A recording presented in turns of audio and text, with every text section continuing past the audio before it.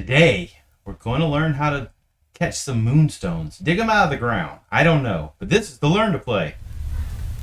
From buying your first box of minis and paint to being a competent player at the gaming table, we have you covered. We play every miniature game at a heroic level. We'd like to take a moment and thank our sponsors and Patreons that keep the channel going, plus you for watching the videos. Be heroic and click that subscription button.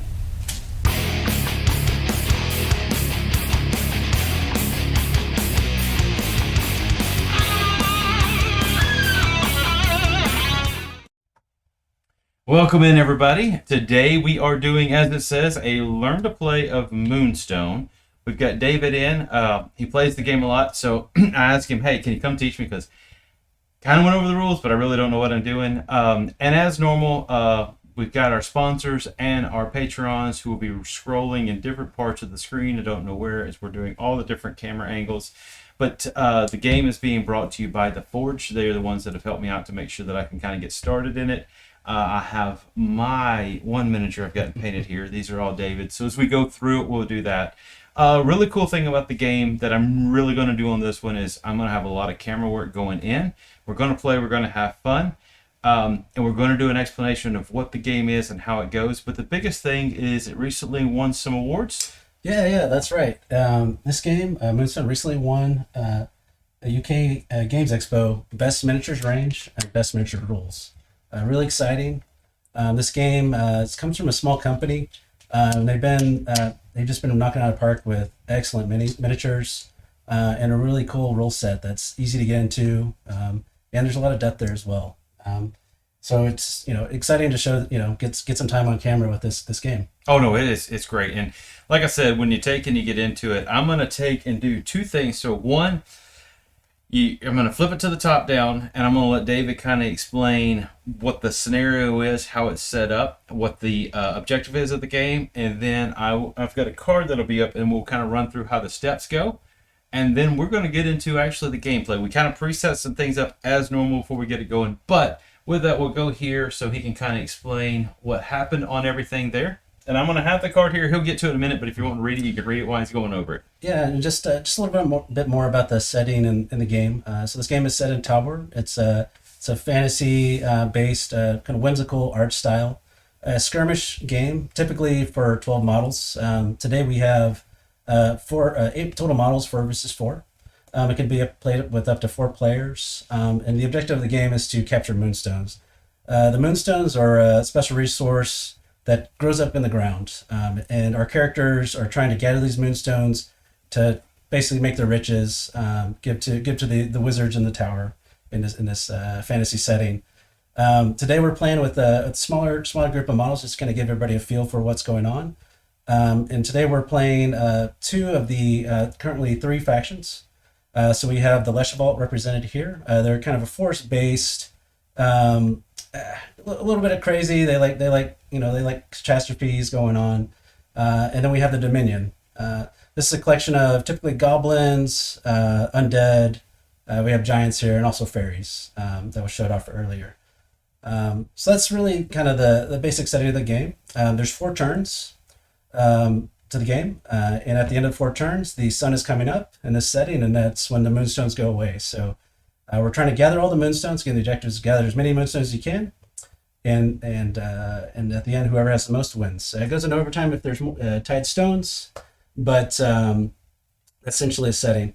If you can see the dice, if we show the D4, so each of the die, as you can see in the camera here, so you'll see the numbers represented. That represents the depth of the moonstones. So these moonstones, if you can imagine, they're in the ground growing up. And that represents how difficult it is to dig up those moonstones. And our characters are going to be moving up to the moonstones. They need to be touching base to die, and they'll expend energy to dig up these moonstones. I can keep talking about kind of just the kind of stats and the energy from here. Oh, actually, I was going to say, if you want to go through actually the gameplay, and then we'll get into the stats and energy when we actually throw the cards up. If you just want to talk about the steps of the game, how it's set up, and then I'll flip it over for the actions they can do. Yeah, so all of our characters have similar basic skills actions. So well, let's just go over the just general setup for the gameplay that we have here pictured. So we'll typically set up the terrain like as we've already done. We'll choose our troops. You'll typically have a roster of up to 10 characters or 10 models. You'll do alternating deployments, and then once you've deployed, then we'll go into the game. So at the beginning of the turn, we'll if you want to, we will replenish our energy. So if you want to, let's just flip this card over. We'll go over the actions, and we'll go. Yeah, if you could place both of those cards together. Flip this one over. Flip that one over, and then if you could put Mirror Day just right next to it. Yep. So we have pictured here is a typical stat card on your right, and then on the left we have the actions that these characters can take. So I'll start with just the general actions that everybody can take for the game. So everybody is able to take a jog action. They can do this once per turn, and it's a 4-inch move. They can expend energy to do a 1-inch movement. This is something that you want to do to react to certain situations or get into range. Dig up, like we talked about, dig up Moonstones, but also do attacks and then do arcane abilities. It's just shaking the table. Now, if we look at the stat card on your right, Mirror Day, each of the numbers at the top represent different skills and abilities. So the higher the number is, the more adept that they are at these skills. So the first skill that you see there is Mirror Day's melee skill. That's represented by 4, and we'll get into the combat mechanics when we get a little bit closer to actually fighting. But this character has a slightly above average melee skill. The next stat to the right of that is the range of the skill. So it has to be within an inch to become engaged. And then after the next line is your arcane ability. So this represents the mystical arts in this setting. And it represents how many cards a character will draw to cast an ability. Again, we'll get into that a little bit later. And this is probably what's the most exciting about this game as far as gameplay goes. And I think the best way to demonstrate it and to just discuss it is actually show it in action. So I'm excited to talk about that a little bit later. Cool. All right. And then I guess one last thing. So at the bottom of the card is the wounds, the wounds and the energy.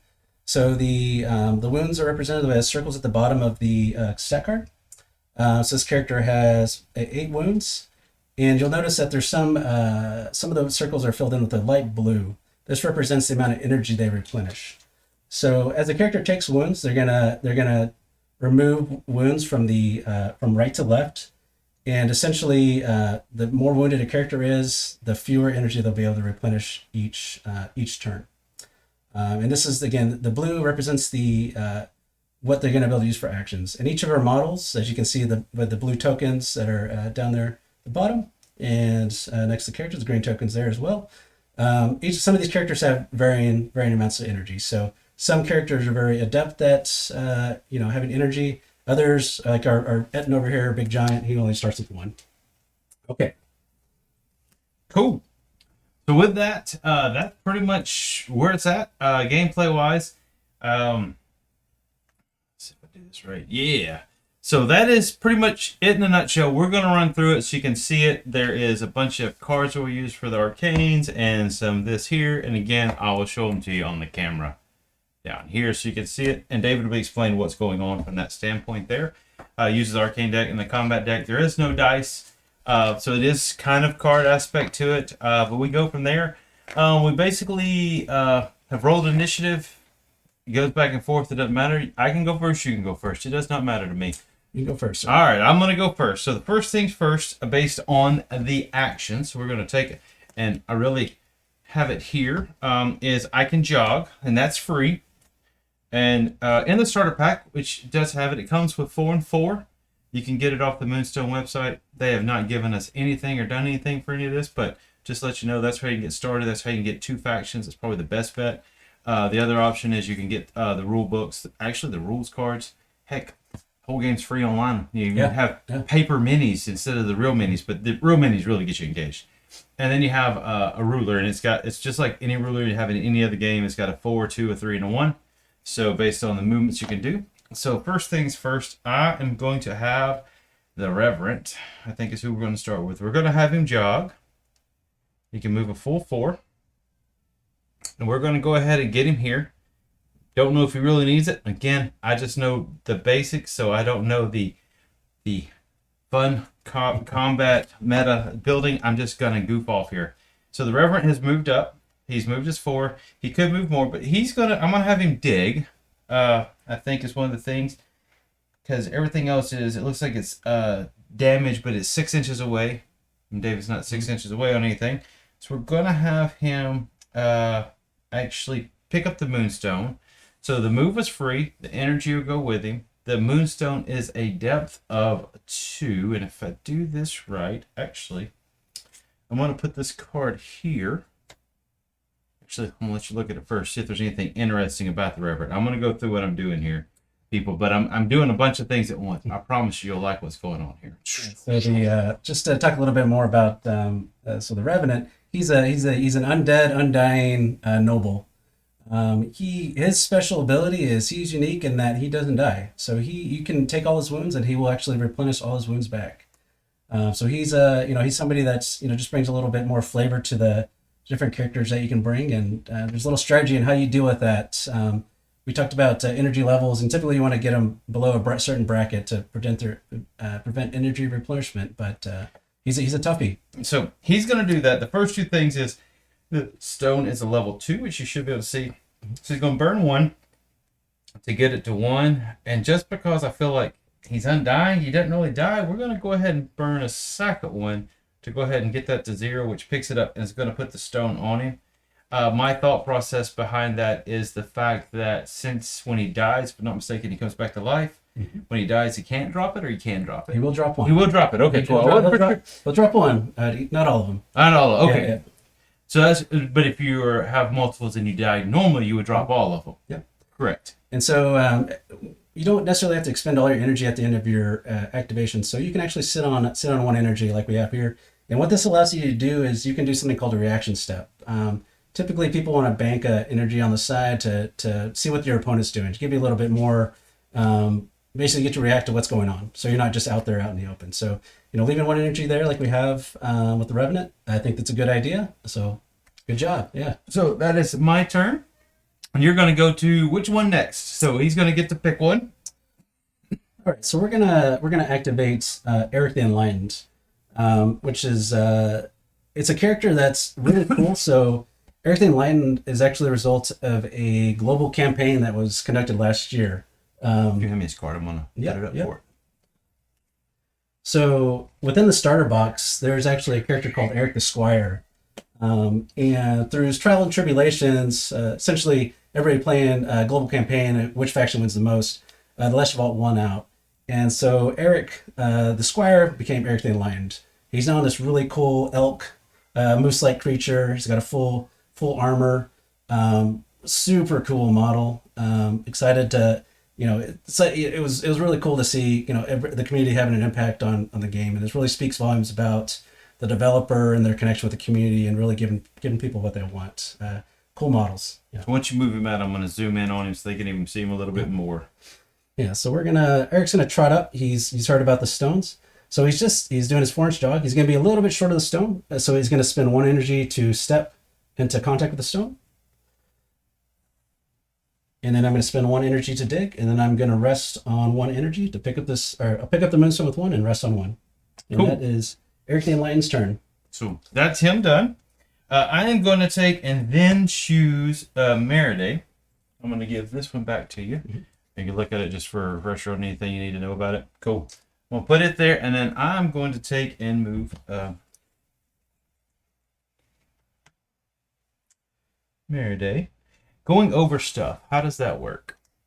So this is what we would call a traverse action. So each of these pieces of terrain have different properties to them. Something can be an obstacle, something can be a barrier, and these affect line of sight, which we'll get into when we start getting into combat or arcane abilities rather. But some of these can obstruct movement.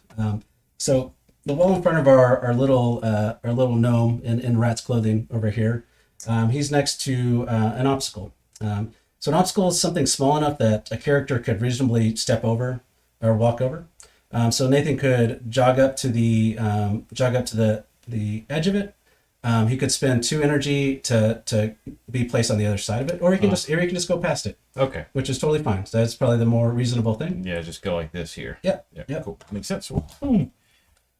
Wonderful trees, and I'm already killing them. Hey, Nobody hey. saw it. It's okay. It's okay. He chopped down the trees. All right. So with that, he is going to take. He's got his energy, and let's see. Anything interesting? Yeah. So Miraday has an ability called Squeaking. If we put that card back up, so he can actually cause other characters to move an inch. And so if you'll notice, the Dim and Dimmer, who is the Etten, just a little bit off screen, or just off to Miraday. He's low in energy, and he'd really benefit from a little bit of help from his friend over here. So Miraday can, if he's within range, which is 6-inch range, you can use an ability called Squeaking. So the abilities in this game you can use as many times as you want. The only exception is the jog. So Miraday could spend 3 energy to move the giant up, because the giant wants to get into combat as a potential thing to help your buddy out. Gotcha. So burn all 3 of it, and it's going to move him a total of 3 walks. Yeah. But since I'm going to kind of just go that direction, so everybody knows, I'm just going to use the natural 3. And walk him up there. Yep. Cool. There we go. Everybody's helping each other out. So, and again, this is kind of this is helping demonstrate just the different interactions you have with these very diverse characters. All right. So that's that. So it is now your next one. All right. So next one is probably my favorite model. This is the Jackalope. She is her name is Fluffy in the lore. And she's basically my crutch for this game. She's an excellent Moonstone digger, and she has just crazy movement shenanigans. So we're gonna go after Moonstones. That's what she's here to do. So we're gonna activate Fluffy. She's gonna do a 4-inch jog. So you can come up here. Now she has an ability called Hop, which gives me a free 4-inch move. So I just moved a 4-inch jog. I'm gonna move another 4 inches up. And I'm just going to be just a little bit short, but that's okay. So we're basically already at the stone. Yeah. And she's gonna rest on 1. She thought she was gonna get there all the way, but she's just short. Just doing that because that is a freaking awesome looking model. it's so cool. All righty. Well, I don't think he really wants to hold one, but no, he's not going to. Actually, you know what we're going to do? We are going to do it this way. I'm going to go with the big boy. Okay. You're going to go with Dim and Dimmer. Dim and Dimmer. So put that card up. All right. Dim and Dimmer is really cool. I don't know. I think this kind of helps illustrate the wackiness of this game. So there's just a little unpredictability on this game. So anything I got to do with him before he goes? Yeah. So he has a cool ability where... So he starts with 1 energy. However, you determine his starting energy by flipping a card from the Arcane deck. Oh. So the Arcane deck, we didn't really talk much about it, but it is a card of green, blue, and pink cards. I'm just going to do a quick fan, and then I'm going to... a quick fan, yeah. And actually, if we just show that off. Actually, yeah. That actually is even better. Yeah. So what we see here is the full deck of cards. So you see 3 colors there with the 1, 2, and 3.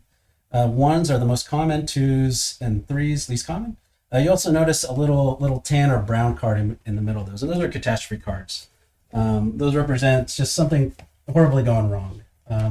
Now the card gets shuffled after every time we do some type of arcane ability or some ability that uses this deck.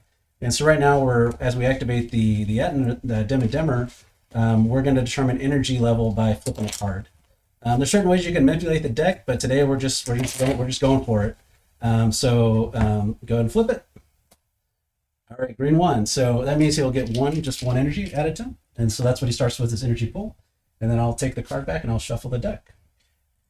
It's always nice when you're taking a play and when you're not the activating person, let the other one shuffle. That way you're not stopping and delaying the game from that standpoint. Because the game is about a 60, 90? It's about a 90-minute game with a 5v5. Hour and a half to 2 hours with 6 models. And again, if you really know what you're doing, that is 60 to 90 minutes. We can get it done. Yeah. So we got the 2 energy. So first I'm going to take and have him move his 4 because I feel like he wants to go fight. That's how big he is. He's going to move here. He's going to stop right there, but he's going to touch the stone. I am going to let him keep 1 of his energy, but what I am going to do is I'm going to burn 1 to go ahead and move the Moonstone, which is at a 2. We're going to move that to a 1. We're just going to dig it up a little bit and let it set there from that standpoint. Yeah, and so this kind of brings up a good strategy for this game. So one you may have asked, hey, why don't you just pick up all the Moonstones and run away? Well, if you have a Moonstone, you actually move slower. So to slow down your movement, and typically what you want to do is you want people with a lot of energy to dig it down to reasonable depth, and then have your support characters pick them up. So what we just did there was pretty good idea, because he'll want to come in later, and do some damage. Cool. Who you got going next? All right, I think we're gonna bring in Antonia. All right. We're gonna try to see. We're gonna do some arcane now. So Antonia is 1 of 3 witches. She is the Noonday Witch. And she is really good at pulling characters pulling characters towards her. So I'm just do a real quick range check. Let you put the card up there.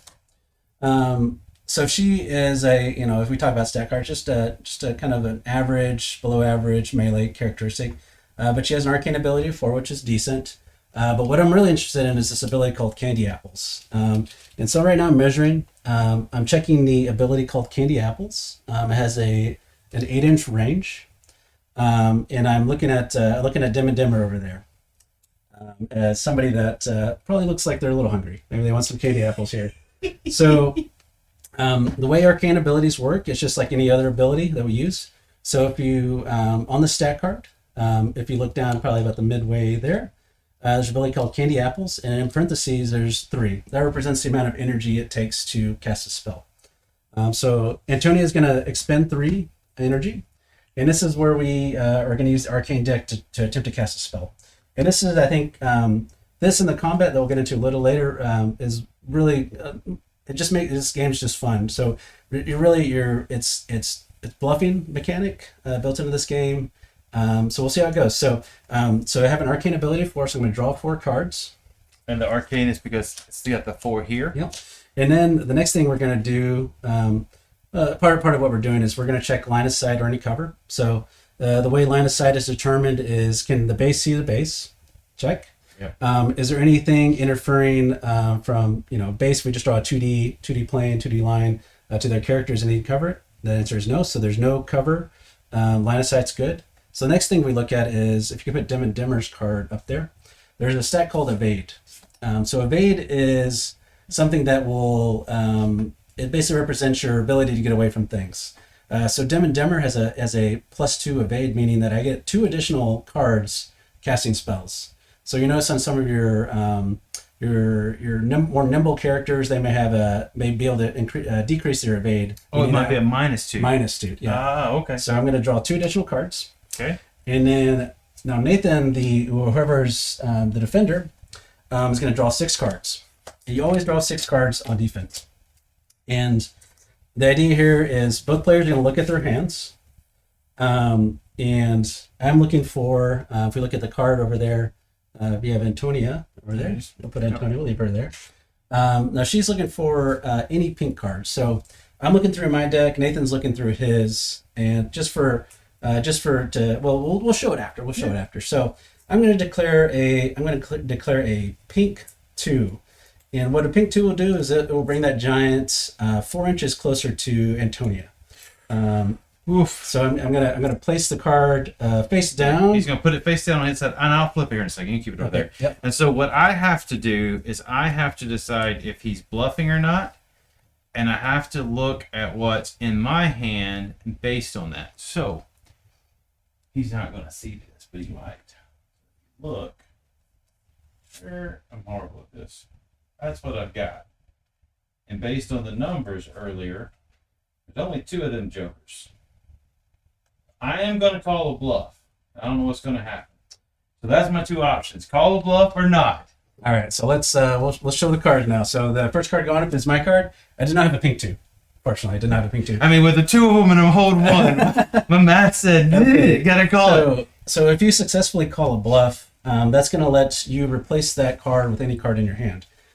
So there's cards called catastrophes that will, if you look on the Antonia's card at the bottom of that skill, it's going to say probably take 2 wounds. I would say probably more than likely, or 3 wounds. Can you 4 inches. All models within 4 inch suffer 2 magical damage. All right, so everybody within is going to suffer 2 magical damage. We'll measure that out real quick. Because I am going to play. I do have a catastrophe card in my hand. Yep. If I didn't, I could play green. I mean, if I wanted to be friendly, I could put a pink down. Yeah, you could just say, yeah, I want to come over there anyways. But the catastrophe is the one that would go. Yep. And we're going to deal some damage because Antonia, she thought the giant would listen to him, but nope, that wasn't the case. All right, so on my stat cards, I'm marking from right to left wounds, and I'm going to check for everybody within 4 inches. So it got the Kavanaugh the clown. It also got Eric the enlightened. So Eric's going to take 2 wounds. And for those familiar with Eric the enlightened, he actually has a protection ability on him. I can choose to lose protection or not. Protection means I just take no damage. But I'm electing just to take the damage. That's, Antonia made a mistake, so we're just going to eat it. All right, that was it. That's Antonia's turn. It was, All right, we are now going to go with this troll wizard Noel. No, that's what it is. All right, so that's pretty cool.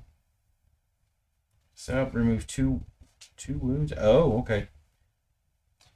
And it does healing and then remedies, restore wounds. Start to replenish up 2 wounds. Oh, it's got all kinds of different things. All right, cool. I'm going to put it there. I'm just going to move her because I have an idea of where I'm going.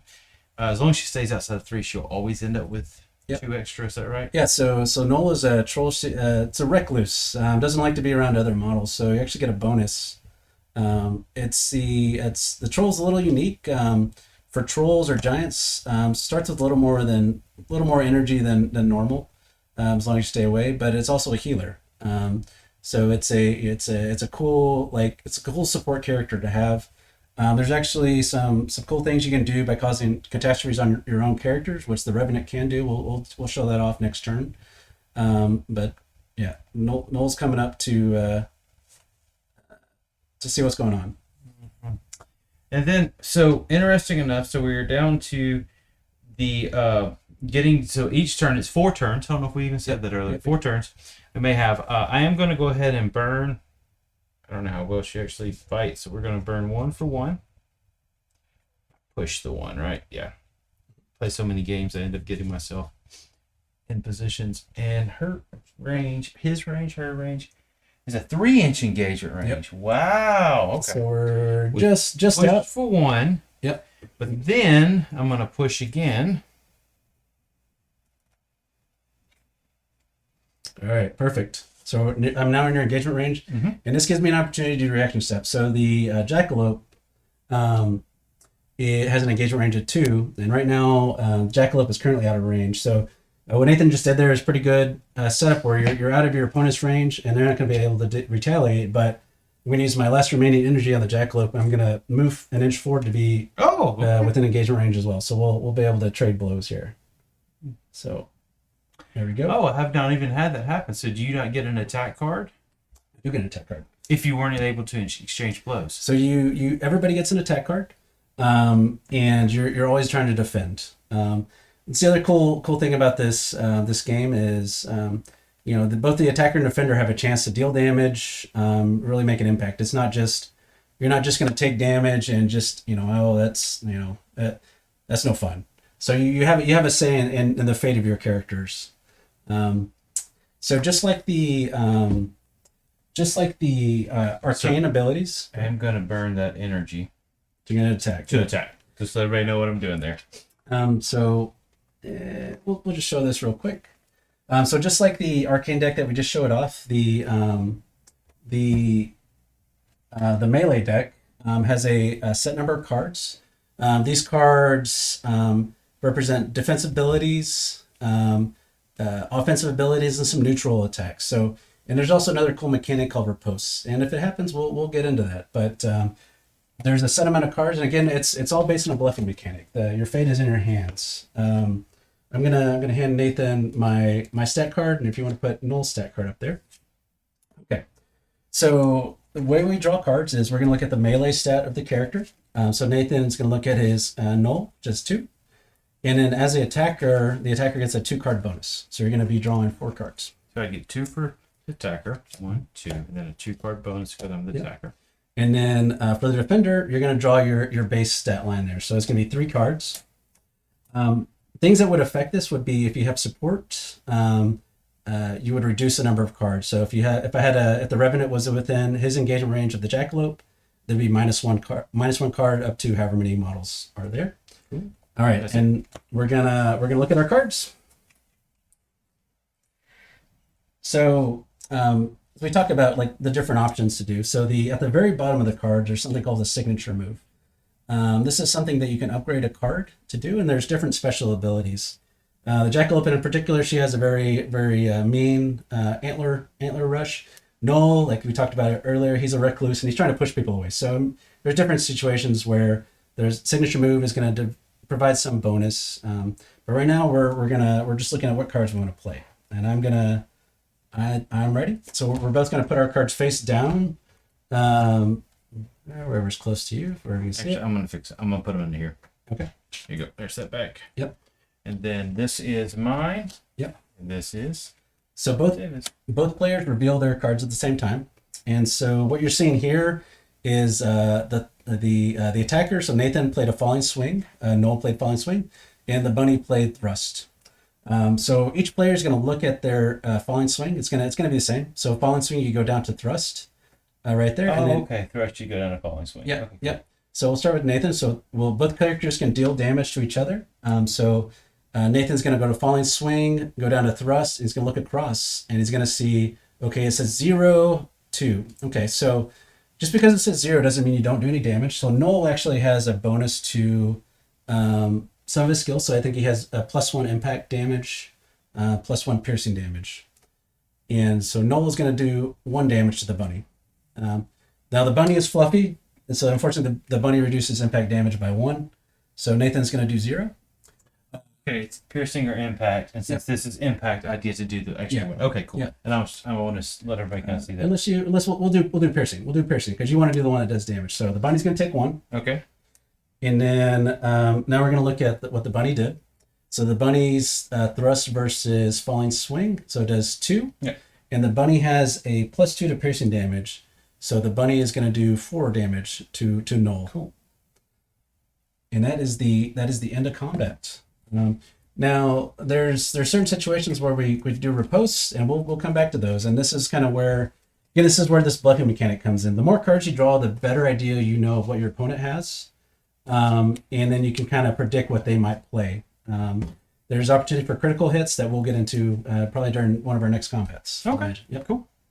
So your last Right. person for this turn. Now I am going to ask you a question. Yep. When you moved the inch earlier, I know you weren't. Did you want to touch the stone?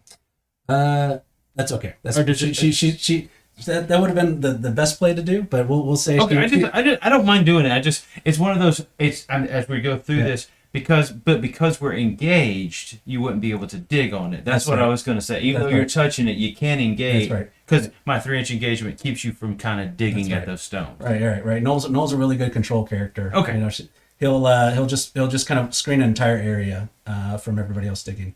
And I had no clue you had a 3-inch engagement. I just know you can't dig when you're engaged. I'm like, oh, that's pretty actually good. I am getting lucky in my plays here. So at the end of the attack, I'm gonna react with Eric real quick, Okay. and I'm gonna ask Nathan to react with his so he doesn't forget. So any character after every action from your opponent, the other player can choose to do a reaction step. Oh, so even though you reacted off my activation. It would be during my turn. You'll be of it to Oh, react. So after you do him. Okay, it's not a reaction off of your reaction. Okay, Yeah. cool. So Nathan still has 1 energy on Dim and Dimmer, 1 energy on Revenant. Can they both react? Or So they're going to do it after I complete each action. So I'm going to do a jog. You're going to react if you want. Okay, yep. I will react here. So Kavanaugh's going to jog up. We'll react with the a Revenant. All right. And then we're gonna do roly poly, which is really just a 2-inch move, Okay. but just to kind of reduce actions here. So I'm just another action. This gives him a -2 evade whenever I do this ability. But if you would want to react, They can go here with him. He just wants to get closer, and that goes away there. Because there's no point in really taking energy to the bank with you, I guess. no, yeah, it's better just to use it up. And okay, so that would be the end of the turn. So that is into turn 1. We go into turn 2. Got this little marker here. I use the dice to keep that. And then we're going to roll a dice. Actually, I've got it turned off. It's okay. Let's roll it on that. So we're gonna where should we roll here? Just Right on there. that. See that? I got a 2. I got a 5. Okay, so during a normal game, there would be a player with initiative. We're going to say Nathan had initiative since he went first this game. So the person that has initiative actually gets +2 to their roll.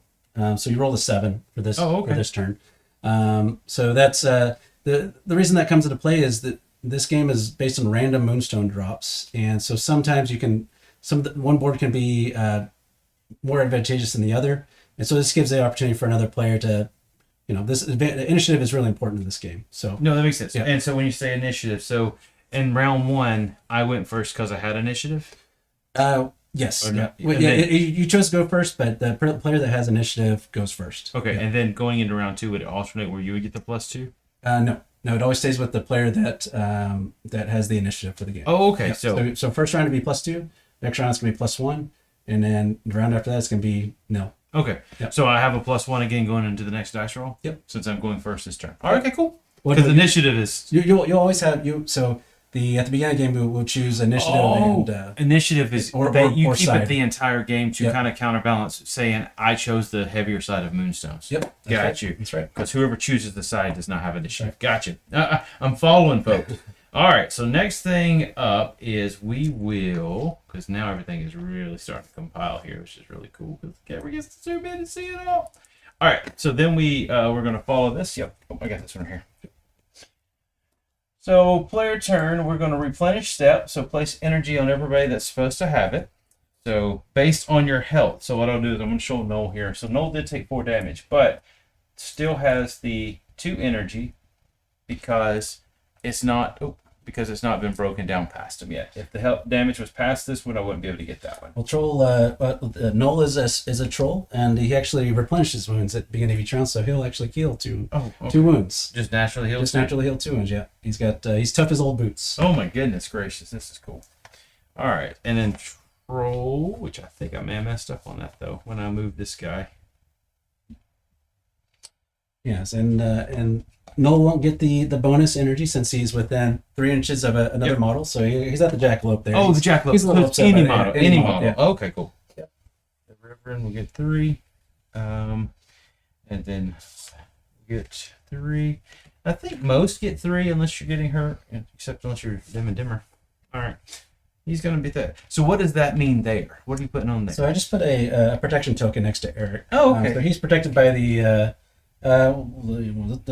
Leshavolt Colt. No, that's Yeah. So when you do get the game, you do get a bunch of different tokens. These are acrylics. You can buy acrylics from them as well, but you do get a bunch of different tokens to put on things, which is really cool for because you already have. It's almost like you have all the gaming aids for the game, which is really really neat. All right, so I have initiative, so I get to go first. Is that right? That's right. So I am going to actually take and go with the Reverend again. Because where he's at, he is going to go his forward, but he's not going to probably go the full 4. I think he's just going to go here and kind of hide a little bit. Okay. Oh, he can't do that. Oh, he's carrying a Moonstone. He's right carrying a Moonstone, so he's limited to 2, which means he will be short just a little bit. No, he'll be able to make it. He's good. He can make it the 2. I didn't because the 4 was going up there. We're gonna use an extra little marker just to notate Yep. people are carrying stones. So I put these little suns next to the characters carrying Moonstones. No, that makes sense. Yep. So and then he will burn the 3 here, which is probably the wrong thing to do, but he's going to burn it. Just go ahead and dig that one on up. You get it out. Now, with me carrying 2 Moonstones, does that take and cause me to move even half of half? Nope. Just okay. Just 2 inches. Just 2 inches. Yeah. All right, cool. That's So the Revenant. that is done with the Revenant. All right. All right. Lots of choices here. I think I'm gonna go with Kavanaugh. So Kavanaugh, he has an ability to make characters drop stones, and we're gonna try to see if we can make the Revenant drop a stone. Oh my goodness gracious! All right, so we're gonna move. I'm a little scared of this troll over here though, so there's really no way of getting around that. So we're just gonna go within engagement range of the Revenant. All right. So we'll just do a full jog, basically just to get right there. And I'm also being mindful of Knoll. So Knoll has a 3-inch range, and I want to stay out of that. So I'm just gonna scoot Kavanaugh just back a little bit, so that I'm within engagement range of the Revenant, but I'm out of range of Knoll, and I'm soon to be in range of the Giant here in a little bit. All right, so Kavanaugh, he has an ability called Butterfingers. If you want to put that up there. He has an arcane ability of 4, and he's looking for any 3. So 3 is the least common card in the arcane deck, but I'm looking for any color. So there's 3 of those cards total in the entire deck. So any color for a 3. Yep. So again, we're going to look at the arcane stat. Arcane stat of 4. Is there any No modifiers. No modifiers. There is no benefit of cover because I'm within an inch of the model I'm doing arcane ability on. So we're good on there. So we're just drawing straight cards. So Nathan gets his 6, I get my 4. And I'm going to declare a green 3. And I need any 3, and this will make you drop 1 Moonstone. Just so everybody can see. I'm going to go ahead and just say, yeah. You're going to accept the fate? Yeah, I'm going to accept that fate. All right. And now what's cool is he doesn't have to show me if he's bluffing or not. He gets to keep it. But if he was bluffing, he could show me his bluffing to get to do an extra turn. I get to do it all over again, and so it's a good thing. So we'll go ahead and show my whole hand over there. So I actually had two 3s in my hand. Oh yeah. So if Nathan would have said no, you're lying on that one, I would have had the opportunity to do that all over again against any character within range. But I only did it once, so if I call the bluff and it's real, he gets to do an extra one. If I don't call the bluff, he doesn't have to show me. So it's kind of things where you truly get the bluff off. Nobody really knows. You just get to kind of do what you want. Yeah, and I'll take one of those Moonstones for you, and the player who's active gets to place Moonstones whenever they're dropped. Okay. So we're gonna place this right in between. I'm gonna have it touching Kavanaugh and Revenant here.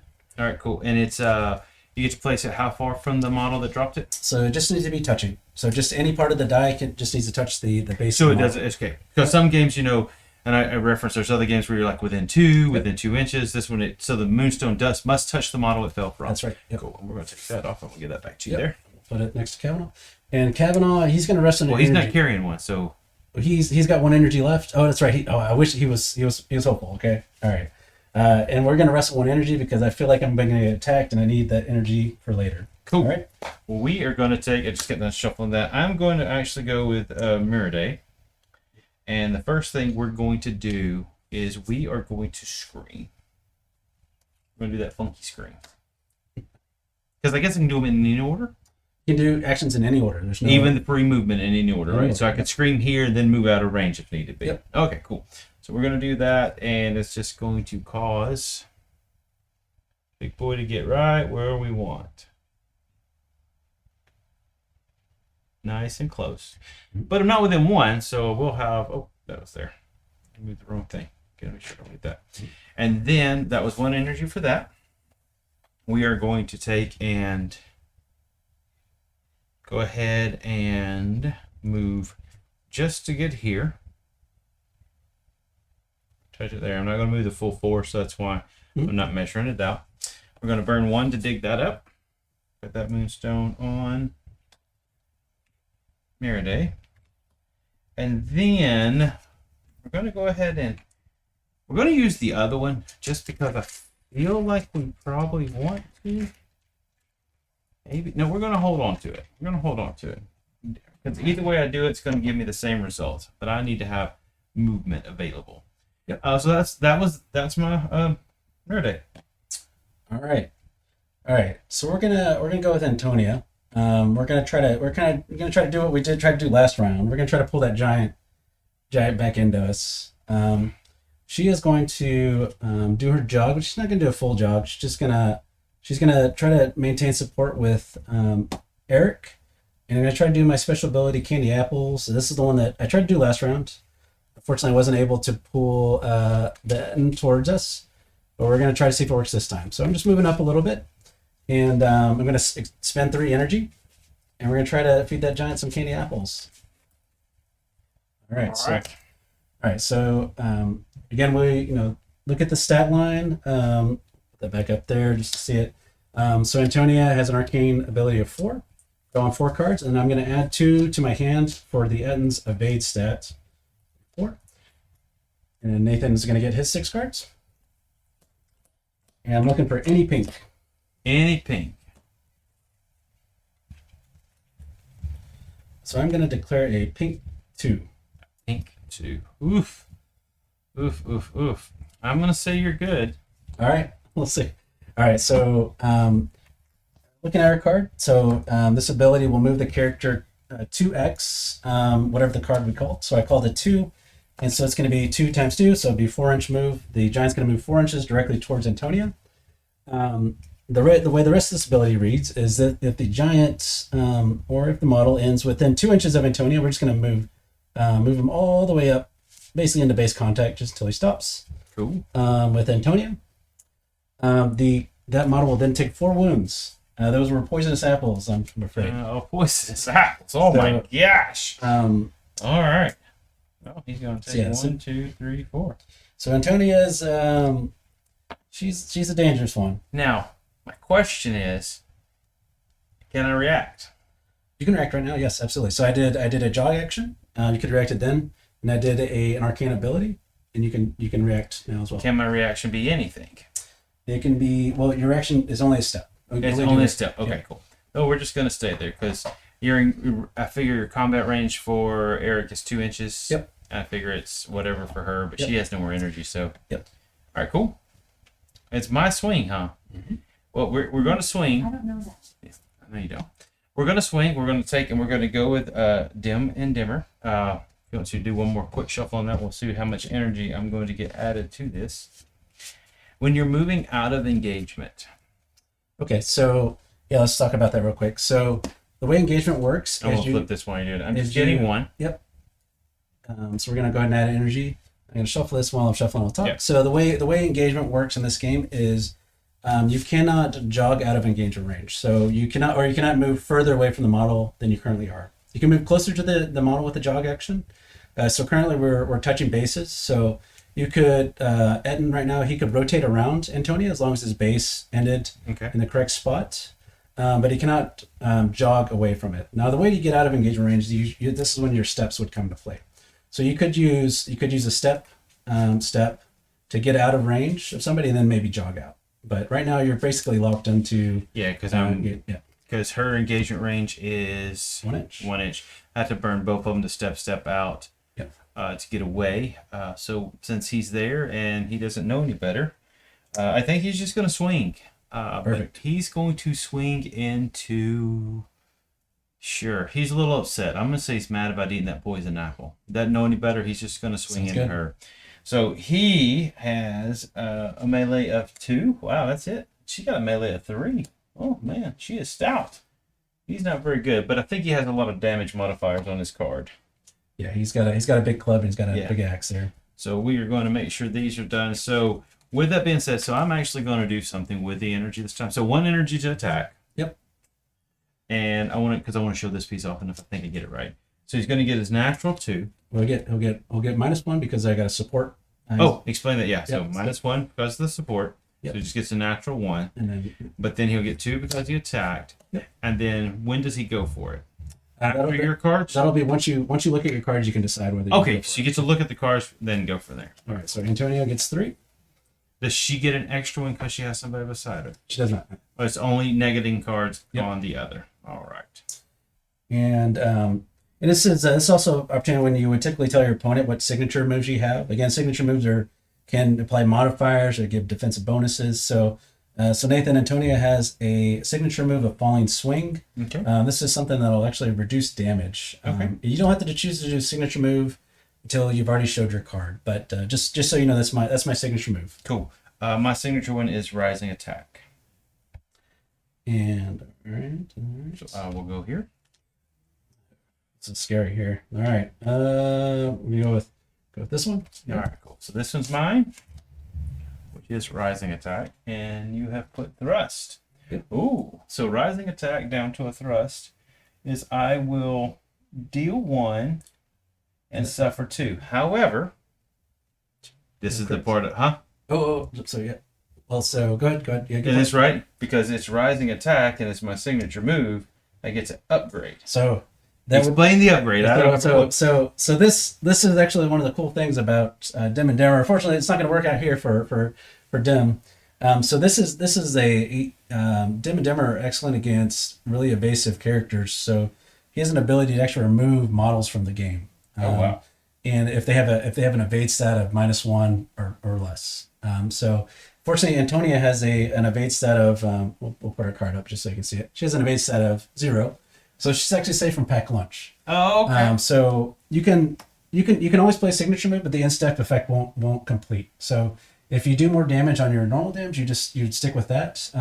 One thing we're gonna also talk about, and maybe if you have any criticals there. Do you have any? Don't. Okay. So this is not counted as a critical when it goes, unless it is just says it's a critical. Is that right? So if you have multiples of the same card, they'll stack and you'll apply damage there. Okay. So the first thing you're gonna do is you're gonna look at how much damage you're gonna do to thrust. It's a Thrust, so it's either way. I'm just dealing 1. And then you're gonna add your modifiers next. Which is on the front back of the card, right? So yep. So when this character activates, if this character deals impact or slicing, increase damage by 2. Yeah. So and on the Rising Attack, you can choose any of the types you want. So we'll do impact. Yep. So +2, so you deal 3. 3 total. Yep. And then you look at the Thrust. Or you have thrust to my Rising Attack, which means you deal 2. Did you have any criticals? Because you get your criticals too, right? Yep. All right, cool. And I have padding, but it's only against impact, and you're only doing piercing. So, cool. 2 damage. 2 damage. All right. Sweet. We'll go. These 2 go back in here. And you got 1 more energy. You want to go again? Yeah, we're going to go again. So I took 2. Yep, just 2. And Antonia has 3 left. 3 left. Yep, we're going again. So we're shuffling that up again. We're going to see if we can hit this thing. She fed poison apples. Yeah. That's what happened. Yep. Bad poison apples. Because I didn't. Okay, yeah, got you. 1 because you are the person beside you, and then 2 because I get to attack. Yep. And then we'll spend your energy. Go away. I'll draw my 3 cards here, and I'll try to survive.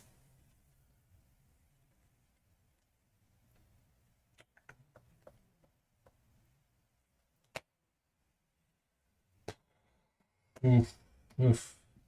Okay, here we go. Well, another Rising Attack. Okay, all right. This is a critical failure. What does that mean? Oh, so Dim and Dimmer did what you got? Rising Attack. All right, and Antonia played a high guard. So, fortunately, I had my shield in the wrong place. I've got it looking for an attack coming down. Fortunately, the attack was coming from low. So you're gonna look down for damage to high guard. I'm gonna deal 2. Ooh. Yeah. And suffer 1, but I also can do his signature. So you don't. That's fine if you did signature. I don't have any evade, so you're gonna kill me no matter what. Well, that's what I was wondering. Would he or would he not? You go ahead and put the card down. Yeah, so you can elect to play a signature at any time. Sometimes the signatures don't do as much damage. Oh, it didn't do any damage. Yeah. So okay, so I won't do that. I will just end up with this one. Yeah. Okay. So signature replaces that one. Yes, that's for right. damage. That's okay, right. Gotcha. Yeah. I gotcha. But because I can take and choose it as impact or no, impact or slicing. In slicing, it's going to be actually 4 damage. That's right. Yep. Okay, cool. Gotcha. And then you don't take any damage at all. Yeah. So, no damage. Yep. So Antonia has been slain. She didn't get packed for lunch. She just got. She fed some apples. She fed him some apples though. That's crazy. All right. He wasn't even coming for her. I know. He was going over there to kill that other one with the little red hood. I mean, he had his eyes set on something else. It's just like, here's some poison. You eat. All right. Well, the good news is you got to at least activate her this time.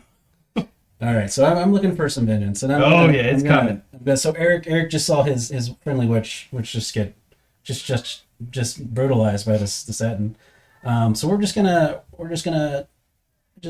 turn to attack this Etten here, and we're gonna spend an energy to attack the Etten. So Eric the Enlightened, again, like I mentioned, he's like a character. He's pretty recent, probably within the last few months, early this year. Late last year, he was released. But he has a really cool magical spear. And there's different types of damage in this game. So as we're talking about different melee cards, we talked about slicing, impact, piercing damage. There's also another damage type called magical damage. So with Eric's spear, he actually can do magical damage. And the reason that's important is some characters have modifiers to reduce that damage. So the giant, for example, he can reduce impact damage by 2. He has padding. I can use my different types of attack types to get through that. It's not gonna matter now, but I'll still get a pretty good modifier. So hopefully I don't get killed in the process. So I'm gonna attack your big boy there. All right. So I am a Eric the Enlightened. He has a melee stat of 4. So I'm gonna draw my 4 melee cards, and then +2 for attacking. Yep. And then I will get 2 this turn though. Now, if she was still there and he was attacking, I would still be at 1, right? That's 1. Yep. Yeah, that's rough. And then do you have evade on your guy? I have a +1 evade, so he's okay. He's too big to fit. He's not going to fit in my little sack lunch, is what you said? Actually, on the side of the model, there's a little hand and foot sticking out of the satchel. All right. Well, we're just going to go with this one. All right. Just choosing cards.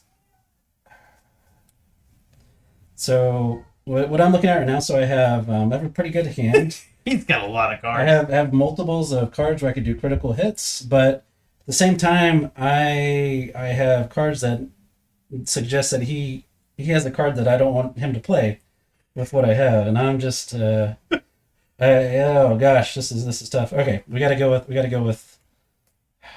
Oh no, this is tough. Okay, we gotta go with this. All right. So I don't know what you didn't want me to play, but I played Rising Attack again because I got it. Oh, you're going to double up with Falling Sword.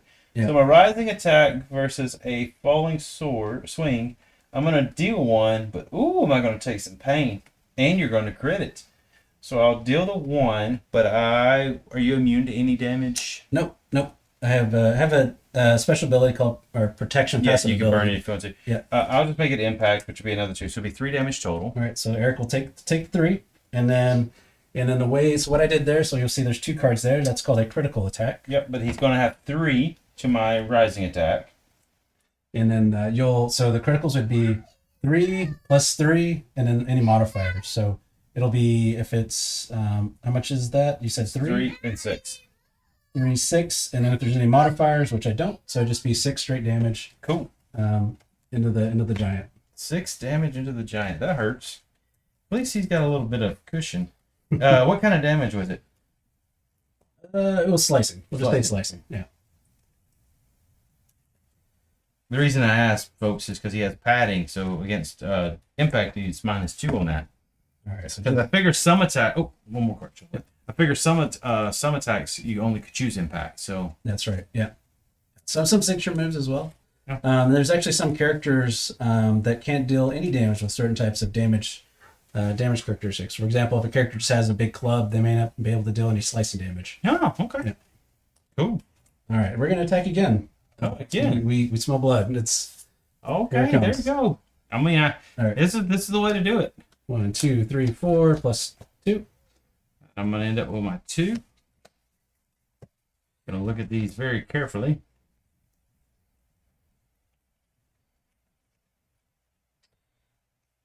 Oh, no. Yeah, we'll go with that. Go with this. Falling swing. Thrust. So my falling swing into a thrust means I do 0. But it looks like you're going to do some 2. Oh, wait. falling swing, you're going to deal 2. And then it's piercing damage, so it's going to do +2, so do 4. 4. And mine is impact, so it will do an extra 2. Yep. So how much? Just 2? 2, because it's 0 plus the 2. But you do 4. All right. Which you slaughter this beastly giant. And he is gone. All right. Now we're even. Now we're even. Yeah. He did the work. All right. Oh, So, I got opportunities to do a jog with Eric. So I'll do a jog, and then I'll probably rest on 1. Is probably what we're gonna do here. Cool. So we'll do that real quick, and then Nathan will be able to go. You just made it so I couldn't heal. I'm healing. I was going to heal that guy. Right. So it's all you. Cool. So with that, we are going to go with the troll here. The knoll troll. Because I think that's the only one I got left. Because I went there. I went there. And then him. So yes, it is now the troll guy. So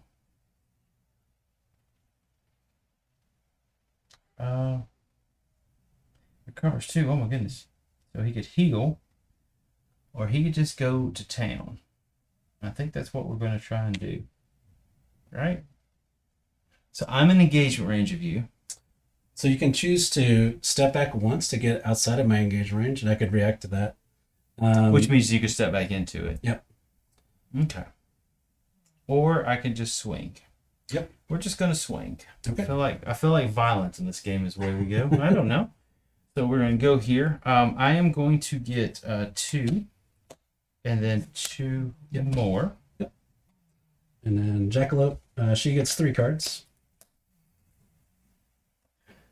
A thrust is mine. All right. Mine is rise and attack, but you'll be okay.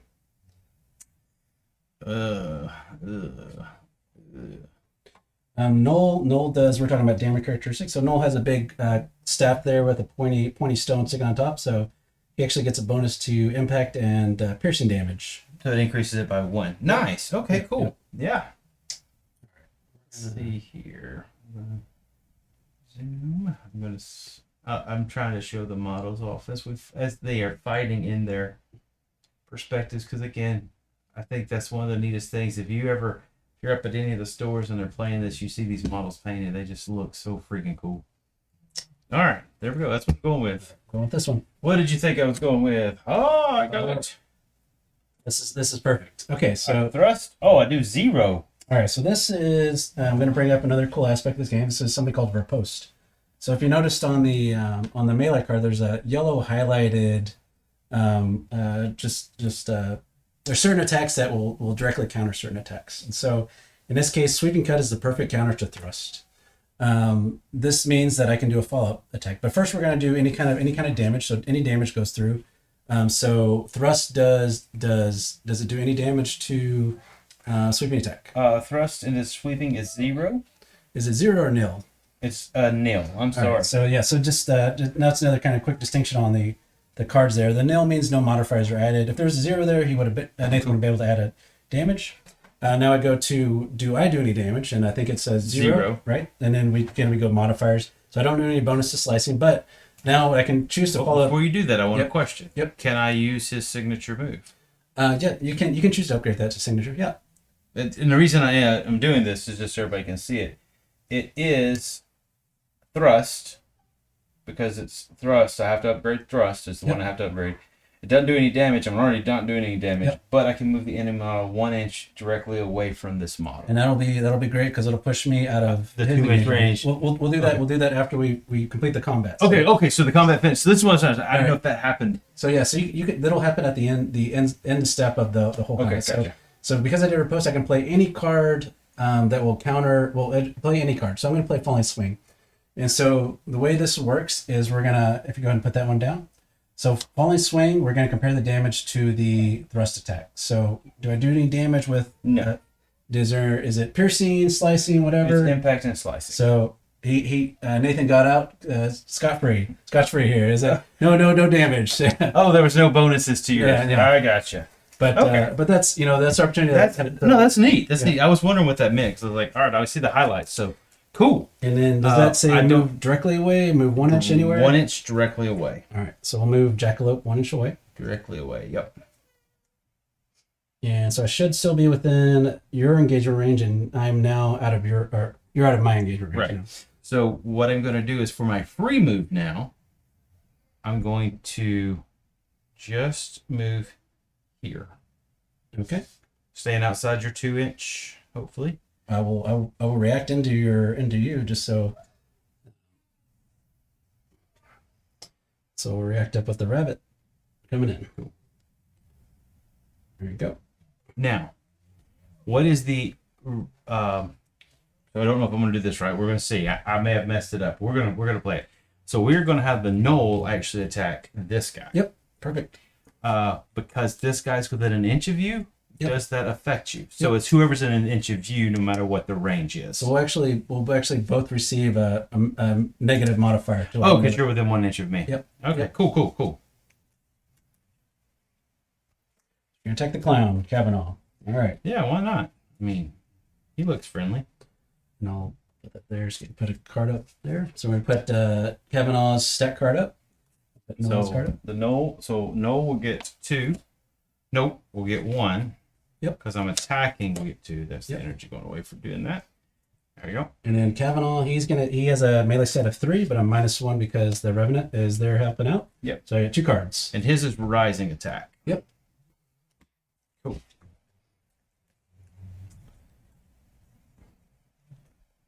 All right. I'm ready.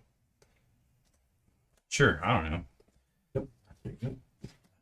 Sweeping cut. You did low guard. Oh. So sweeping cut is sweeping cut. I'm sorry, into low guard. So I got to find low guard. It is 0/0. Okay. So that's like a double block, but it's not the yellow one for the repost. All right, cool. All right. So got out of there alive. Alrighty. And then your last one here. Yep. So I will react real quick with Eric. I just got an energy. I'm just gonna move him up. Cool. And then we're gonna go with Jackalope. So Jackalope sees, he's actually, so the Nolan and the Jackalope they're both part of the Leshavalt faction, but Noel can be on either the Dominion or Leshavalt. So Jackalope's thinking, he's like, hey, we're friends here. So I'm gonna actually go towards this Revenant over here, actually carrying the Moonstones. I'm gonna try to get a little action. So I'm staying within engagement range of Noel. So I'm just doing my 4-inch jog. So I'm just staying within engagement range. And I'm just moving around here like so. And when you're in engagement range, if you're 2-inch engagement range, you actually can maximize to your 2 inches. That's right. Yep. Okay, cool. Yep. Just as long as you stay in engagement range. All right, sweet. Yeah, and I'm trying to get in engagement range of the Revenant. So the Jackalope is going to attack the Revenant. So all right. We'll get to some cool goes with the Revenant. Oh, this is actually going to be very interesting here because of all these modifiers. Yep. All right. So shuffled up in. Yep. So it's we're going to go back to the combat You deck. get 3, but you're going to get -1. That's right. So I'll be 2 and then +2 for attacking. Yep. And then you get your. I'll get 2. 2. Because I normally get 3. Yep. But -1 from that. Yep. Now, the Revenant, he's an Undying. He's been around the block, so he has an ability called Seen It All Before.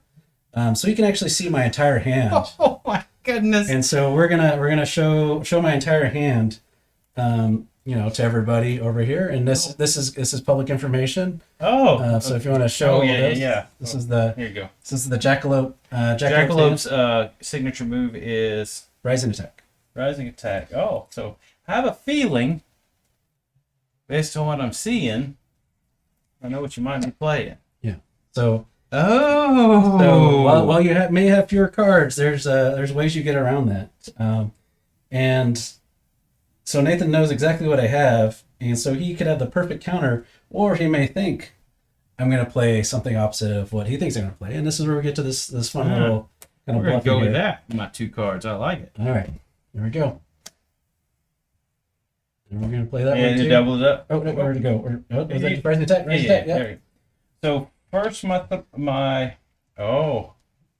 It's Gore.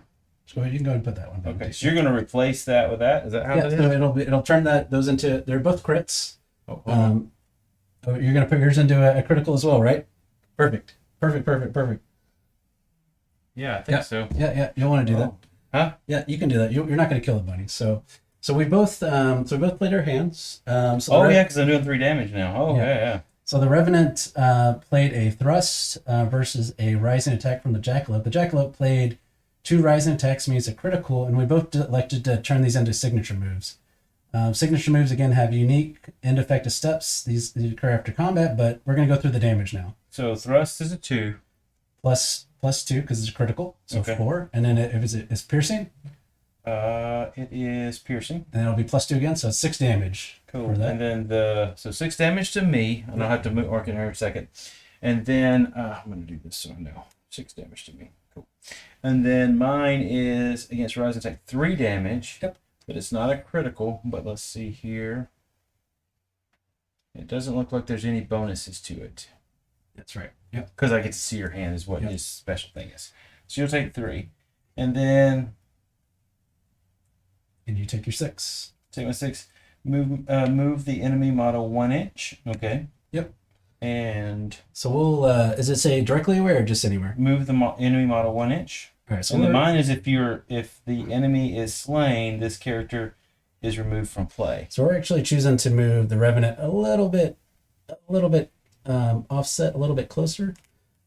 So this is actually, this kind of brings in like a little strategy with this character. She may think like, that seems really unfair. This character just keeps coming back to life. There's no way to kill him. But typically what you might want to do is you want to bracket this character. So if we show the stat card real quick. Yeah, you did 6, right? Yep, did 6 damage. So this actually takes a character below a point at which they would replenish energy. But because the Revenant's carrying Moonstones, that's what I'm trying to get after in this game. I'm going to attack the Revenant again.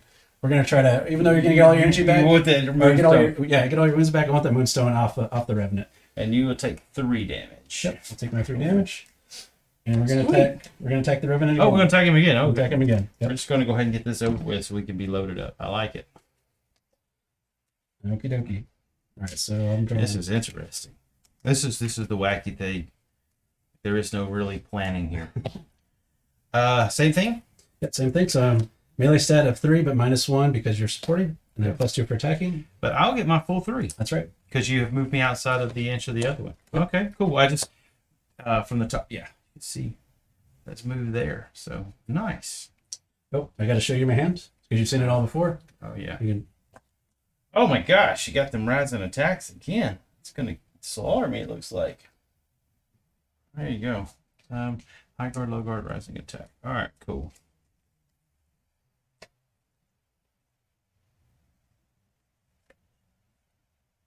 All right. Well, this is the one we're going to go with. All right, here we go. Cool. Oh, high guard. What is What'd this? you play? What'd you play? Sweeping cut. Oh, okay, all right. I thought you were gonna play Falling Swing or something like that. No. right. Too bad I don't get to credit. Oh, nothing happens. Nothing happens. Yep. Meals. All right. We doing it again? Oh no, you that don't was have it. any more. Yeah. Yep. Oh. And that is it for the turn. You don't have any. You could react with Mirror Day actually. So I just finished my final. Yeah. So I am going to ask with Merida, and I know this seems a little crazy, but we're going to kind of come back this way to kind of be able to use some of the abilities that to have from that standpoint there. All right. Cool. All right. So Round into turn, round 3. yep, round 3. So we are going to roll a dice. Got a 3 You got a 1. plus a 1 makes it a 4, right? Yep. Because turn 4 get nothing. All right. Yep. It's 2, 1, 0. Got it. Right. All right. So now we do some things. So the null is just going to be You heal up. Yep. full up to a total of 2. However, the Reverend won't get anything. Then my little mousy dude's going to get some. So there's actually something that you can do to fix that, but Oh, I'm going to heal him. you can but heal him, but you could actually kill him, and then get all his energy back. How do you kill him? You could kill him with Null actually. So Null has one of his. If you want to show. Oh, So would you like to activate Null first? You want to try it? but the question is, if I kill him now, he's not going to get his you energy. don't have enough energy. No, yeah. So you're gonna heal. So if you want to heal, you can. you can leave Revenant alone. He's not going to die. He's just going to sit there with the one. Yep. I mean, he's got nothing. He's probably just going to run. Is what he's about to do. Yeah. Or he's going to sit there and say you can't pick up Moonstones because that's kind of what he's doing right now. Yep. So we are going to go with.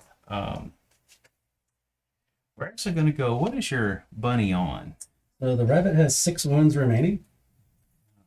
And Kavanaugh? Kavanaugh has 6 wounds remaining. Wow, they both have 6 wounds remaining. Mm-hmm. They both have 3 attacks. They both have a melee stat of 3. Jackalope only has 2 energy. Kavanaugh has 3. So we are going to take and go with the Knoll.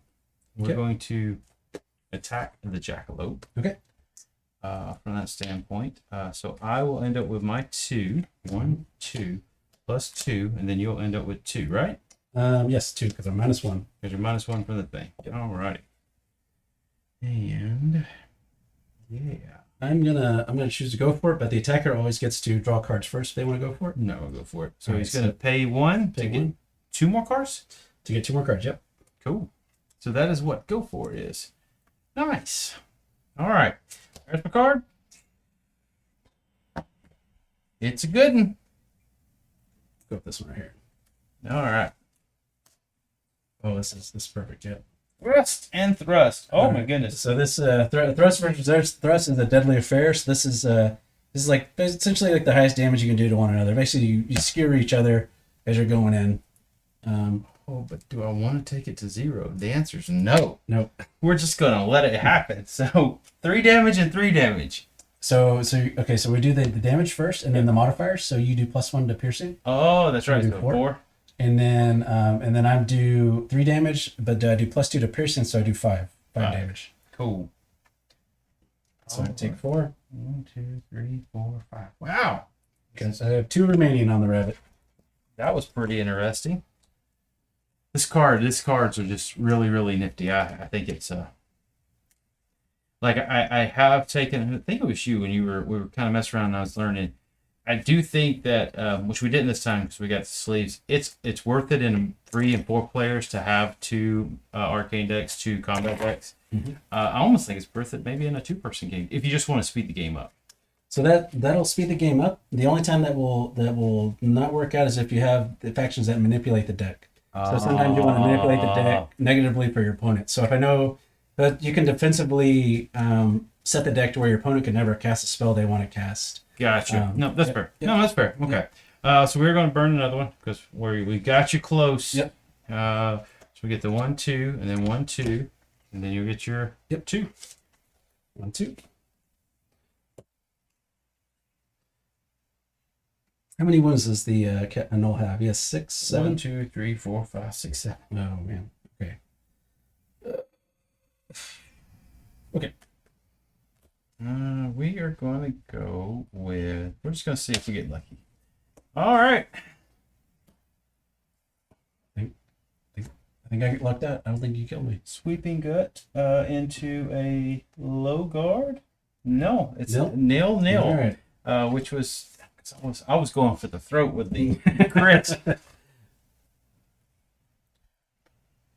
wouldn't have mattered either way. Oh no, it would have. If I'd have done falling swing, I'd have did 2. All right, cool. Yep. Interesting. I'm learning the cards here, folks. So take a second there. You're up, sir. Okay. All right. Jackalope wants to fight me. I feel it. The Jackalope does want to fight you, but I'm trying to. I got to think about Moonstones now because we're getting you know. Because we're in turn 3. Oh yeah, Turn three. we got one more turn after this one. And we don't have a whole lot of models on the board. And right now, Nathan has 2 Moonstones. One's on Miraday, the little gnome with the rat pelts, and then the other one's on Revenant, who has one remaining. And I gotta try to think about that, or what am I gonna do about that? Well, the Knolls also got that 3-ish engagement. Really, like I didn't realize how. And the entire so currently I cannot harvest any of the Moonstones around Knoll. That big stuff just swinging in the air, just not happening. So I think I'm gonna go with I want to go with Eric, and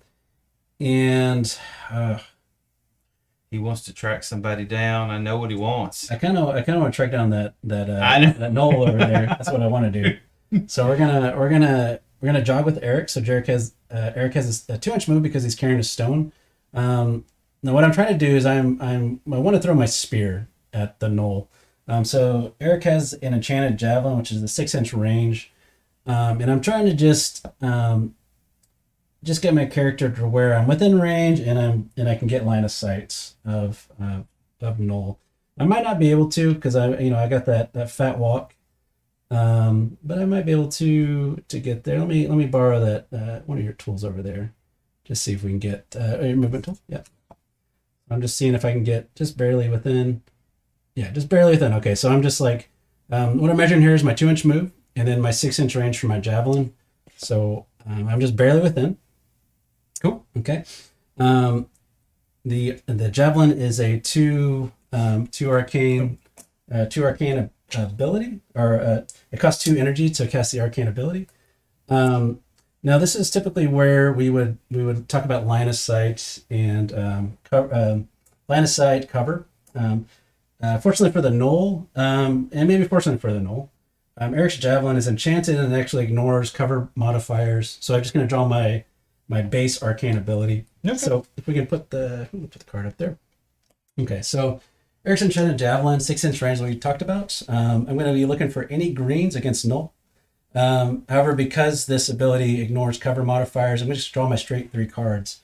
In any other situation, the null has a +2 evade. So you can put the null up there just real quick, just to show his evade. Characters will typically get a bonus against arcane against null because it's a big target. But I'm only drawing 3 cards. So, and why didn't I get the bonus? I have +2 evade. You do, but this ability ignores cover modifiers. Okay. Or any evade stat or cover modifiers. I'm going to go ahead and burn this one. Yep. And you might ask, like, why? That seems like not very. Seems like it's detrimental. So this is really effective against characters with a high evade stat. You get around that. So so like fairies who have a high evade stat, where they'd be -2. They would just be normal. You're normal. So you're not getting it here, but against other models, you're gaining it. So it's a 50-50 depending on what you're coming up against. So I'm only drawing 3 cards. There you go. And you're looking for what? I'm looking for any green. Any green. Now, Noel has an arcane of 4. So what you're always I get 6. I always get 6. That's right. Always get 6. Looking for any green.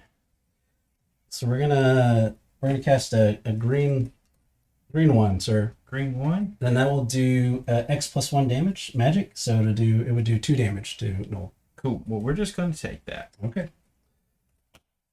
All right. And that is the end of Eric's turn. And he has lost his javelin. He's thrown it. Oh, he's the one-timer, huh? Well, one time a turn. He'll get it back next turn. So the Reverend really can't do anything. So you can do a jog action. I'm engaged. You can move closer to the bunny if you want to move closer to the bunny. Oh. No. We're gonna actually yes, we are, because his engagement is 1.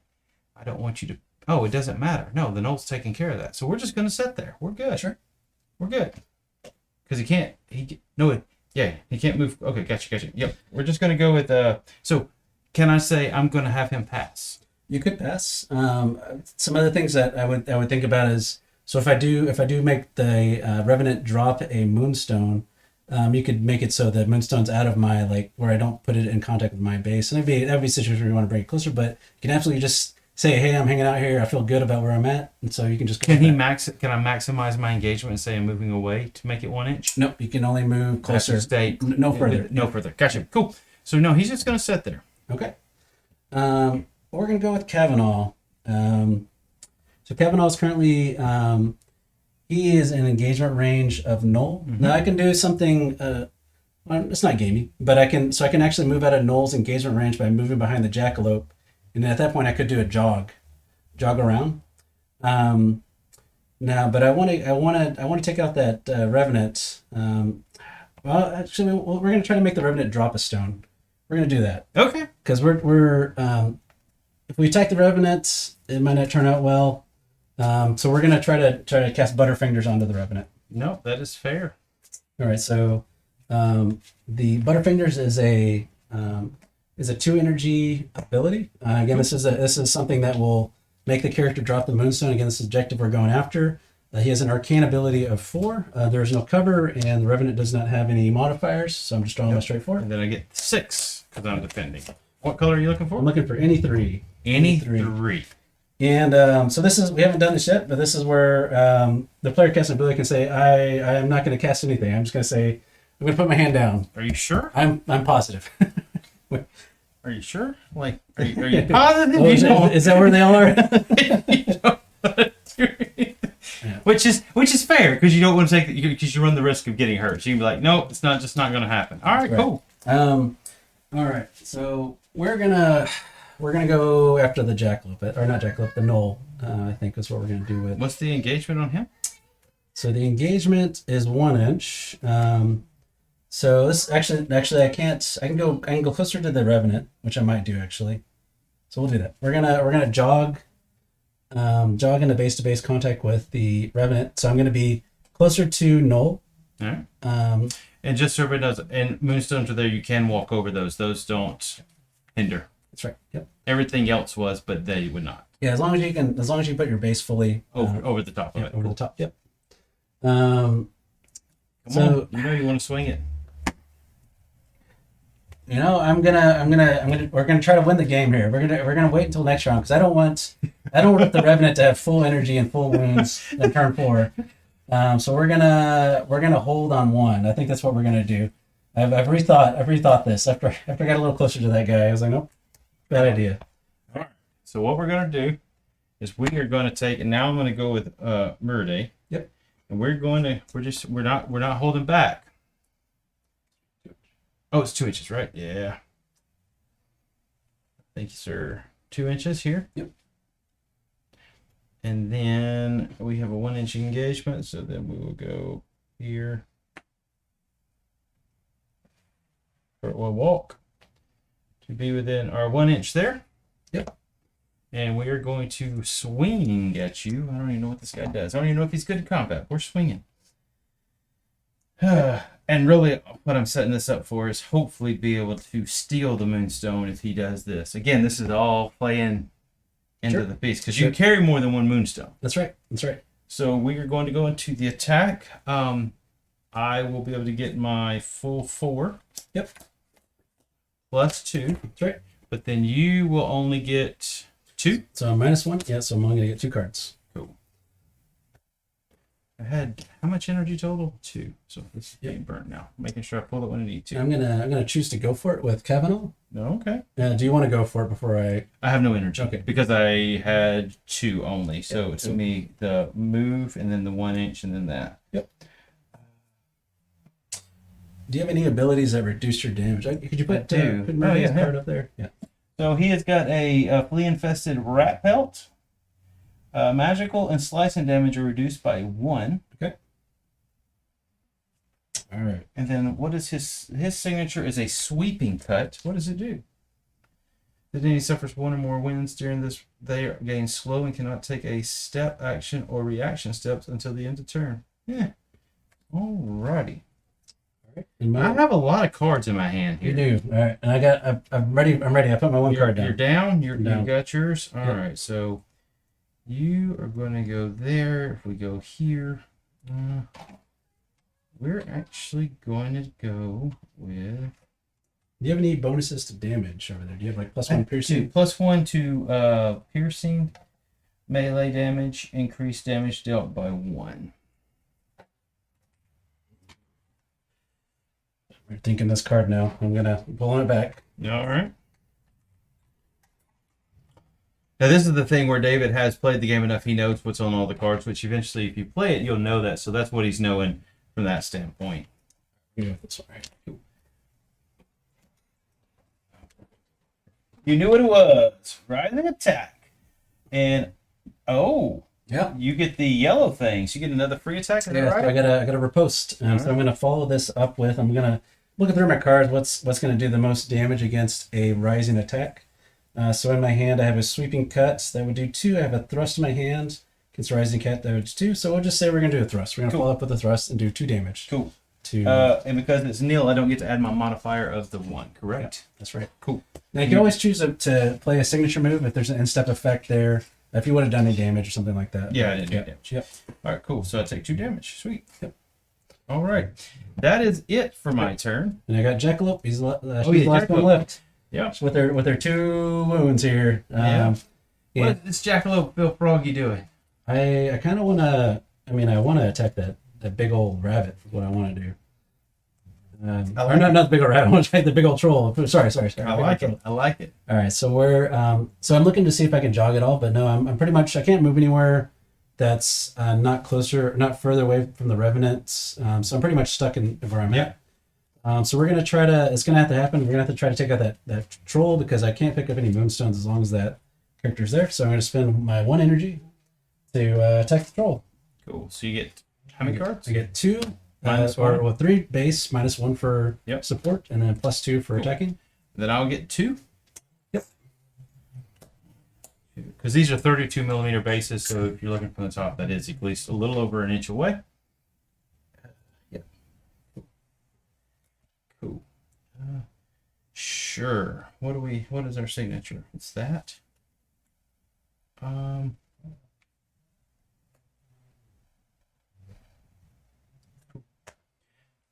All right. Yep. Go ahead and show 'em. Falling swing. And then I got another one of Oh, those. got the rising attack crit. So And the I fall. got another one of those. Oh, then you can go with that. All right. So the falling swing. Falling swing into rising attack. You will take 3 damage. 3, and then you'll do +1 for impact. So Yep. it takes 4. 4. -1 for the fluffy, but either way, the rabbit's going to die. But the rabbit's going to go out stabbing. So I deal Rising attack versus my falling swing means you'll do 1, and then you'll multiply that times 1. and then plus be 2 2? for. Well, we'll look at the gore card there. Okay. So against rising attack, it does 2. Okay. +2 4 +2 more is 6. 6. Okay, cool. Yep. Got you. It's because you're taking its damage and then doing the multiplier. And the multiplier is times or double. It'll be double. So if I had 3 cards, it would be 6. 2 4 6. Yeah. Okay, cool. Yep. Just want to make sure everybody understands that right as we take and do that. So I'm right. going to take 6 damage. Oof. And that should get null, and that got the jackalope too. Yep. So this is the way combat works here. You can live and die based on either way. Cool. Okay. Oh, alrighty, folks. That's interesting. Yeah. Okay. All right. So now, initiative roll for turn 4. I rolled a 5. I rolled a 1. All right. I don't know if that's good or bad. So Probably bad. you can choose to keep initiative, or you can choose for me to go first, but it's totally up to you. There might be a situation where Murday would want to. We're replenishing energy right now, but situations where you might want to give your opponent opportunity to go first is if I actually do. you want me to go first. Okay. I think the Reverend can't do nothing. No. He's got Kavanaugh locked in combat, but Kavanaugh can try to make Revenant drop a stone. We'd be tied at 1 stone if you dropped 1. You could use squeaking to get you get a lot of options here. Yeah. I've got some different things to go because I could actually do that, and that. But then you're digging up stone, so we're going to kind of leave that as is. So what I'm going to do is I'm actually going to let you go first. Okay. Because I think this is going to be the thing. We may end up with 1 stone each, but I think having you go first is the best way to do it. Okay. So Kavanaugh has an ability to sap energy, and I'm contemplating that right now. No, that's fair. Yeah. So I think we're gonna attempt to sap energy from Muriday. So since Muriday attacked me last round, we're still in engagement range. Yep. So we'll go with Kavanaugh first. Kavanaugh's gonna spend 1 energy to attack Muriday. Attack? Attack Muriday. Okay, attack. Meridian. Yeah. Cool. I was shuffling the wrong one. I thought we were doing Arcane. Cool. My signature move. If it goes off, then I will be able to pull in energy and distribute it to somebody. Yeah. Gotcha. Within certain range. Yep. So Kavanaugh has a base melee set of 3, but I'm -1 because Revenant is supporting. Then 2 for attacking. All right. Then I have 4. Yeah. Wow, this guy's beefy. And his signature move is sweeping cut. Is that right? Or His signature move is sweeping cut. okay. How much health do you have there? 6? I've got 6 left. Yep. We'll go with this one. And what is your signature move? Rising Tech. Rising Tech. Yep.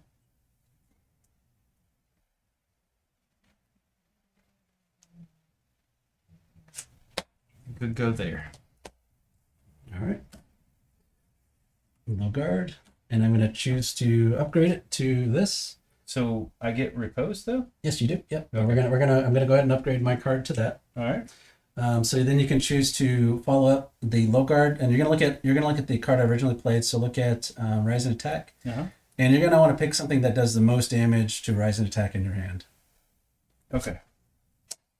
So you're gonna do Rising Attack, 1 damage. 1 damage. Do you have any modifiers to slicing or I anything? do +1, so 2 damage total. Right. 2 damage. All right. So even though I didn't do any damage, so after the combat completes, so I'm going to take my 2 damage, but the instep effect is going to go off. So if you read the bottom of Vanishing Ball's trick, just move that one up a little bit. Energy. Oh, sorry. There you go. Target friendly character within 6 gains 1 energy. All right, cool. Yeah. So we're gonna pull an energy off of Mirror Day. All right. So I'm gonna take one off over there, and we're gonna pass it over to Eric over here, and then we're gonna attack Mirror Day again. After I gotta take my damage. So 2 or 3. 3. 3. Okay. It says Vanishing Ball's trick here. You get 3 left. Do we make Revenant drop a stone? Actually, now that you've done that, do I get to? You can react. If you I want can to react. You can react, and react is just reaction step. Absolutely. So we will. You can step out of engagement range. Yeah, that's what I'm going to do. Yep. Right there. Cool. I mean, it burns energy, but hey. Yep.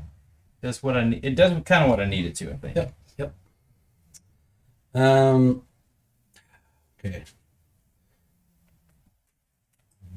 I really need that Revenant to drop a stone. This is tricky. We're gonna. Oh, man. Eric, I feel like Eric's gonna let me down if I, don't. I'm just real quick measuring how far I can go with Eric. So you can move 2. He's gonna move 2. He's a 2-inch range, and so if I did a move, a jog, a step, I'd get about there, and I'd be close to 2. So I could probably get 1 attack off on the Revenant over there. But the Revenant. Okay, that's what we're gonna go with. We're sticking with Kavanaugh. Kavanaugh, he's gonna use his jog action. So he's gonna stay and you can react with this as well. So he's gonna jog, just stay base to base with the Revenant. He's just gonna rotate over here, just to engage Mirror Day, just to continue that engagement. Okay. And you can choose to react. That you might be stuck there. Yeah, I could go this way. Then I'm not going to be able to do anything. You can retaliate there at least. Yeah, I can retaliate. I mean, I've got some health, so if you're willing to. Yep, we're gonna attack Mirror Day. So I'm gonna spend 1 to attack Mirror Day. All right, cool. Still gonna. You get 2. That's right. Plus 2. 2 plus 2. 1, 2. 1, 2. And your signature is rising. Rising attack. Yep. You get 4. Vanishing Ball trick. All right. I am not gonna go for it. Do you want to go for it? No, I don't.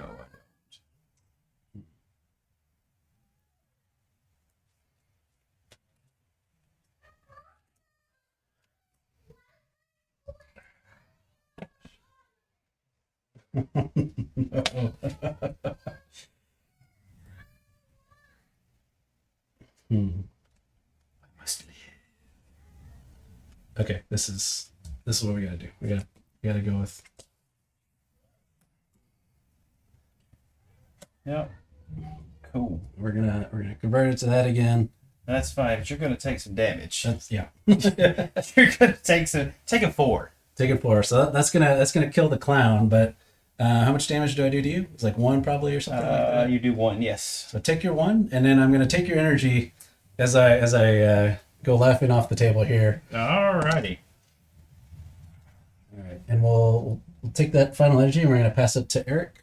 So Eric now has 3. So I'm down to 1 model. Eric the Enlightened. We've sapped the energy from the Revenants. We've sapped the energy from Miraday. They both have a jog action available to them. And so right now we're tied 1-1. And so Nathan's winning by 1. So I gotta kill this Revenant. Well, it's me first, right? Yes. Kavanaugh just went. So you have 2 jog actions available, or Revenant and Miraday to go. Yeah. Yep. I got excited there. He's got how many cards when he swings? 4? 4. Yeah. I have 3 ones left, but I still have protection there. Yeah, so you can get away with it for 1. Yep. All right. I've been blessed. All right. So 2 options to do here. I can go for the tie. And then we'll go into overtime. And the way overtime works is the first person to pick up a Moonstone. Oh, the first person to pick up a Moonstone. And actually, Miraday can actually steal a stone too, assuming he has enough energy. And yes, so you can try to plan that one out too. You can go for that, and then come steal it, because we still roll for initiative. Yep. But then it's just a blank roll. It's a blank roll. Yep. Yeah. Oh, trying to catch you. Oh, this is tricky. But I both have a Moonstone, so I'm not really running that far. So, sure. What we're going to do is, if you want to do it, we will go for... That's what we're going to do. We're going to play it that way.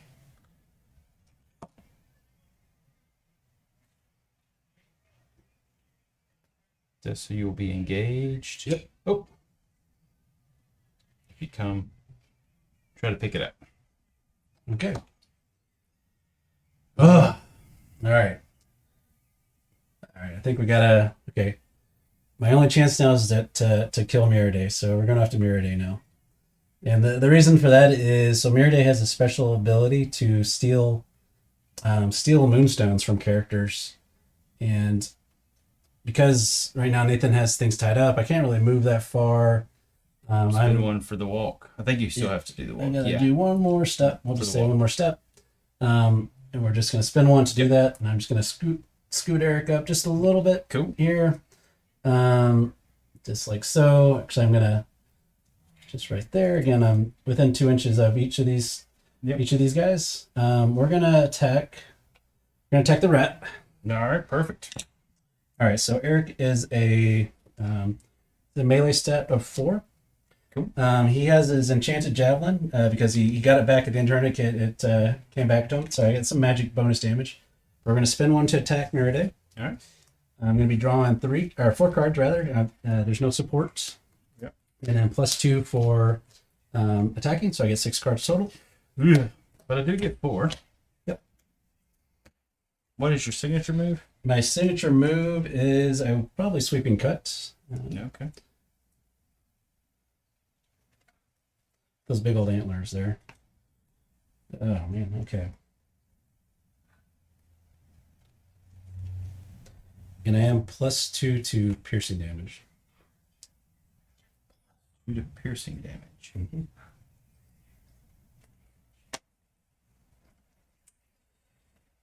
All right, we'll go with this one. Oh, thrust.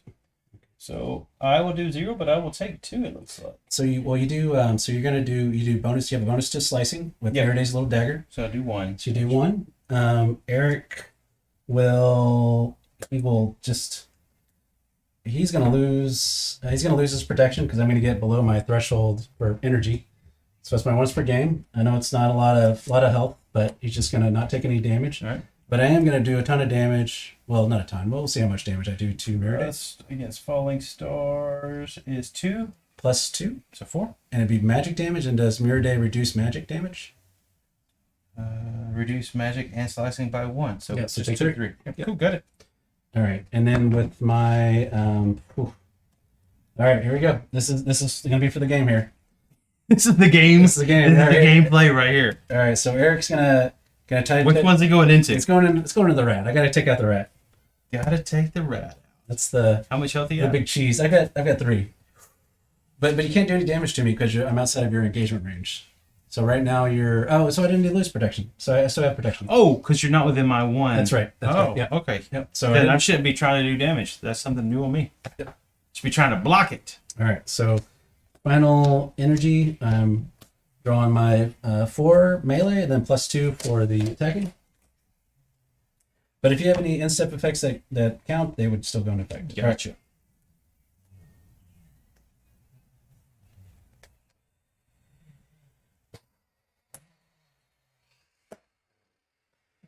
Choices. Oh my goodness, it's choices.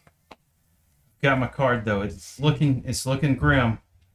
Holding the 2 Moonstones that may drop on both as we go into overtime. All right. He's got 2 left? Yeah, 2 left. Okay, here we go. Here we go. For the game. Oh, you did thrust.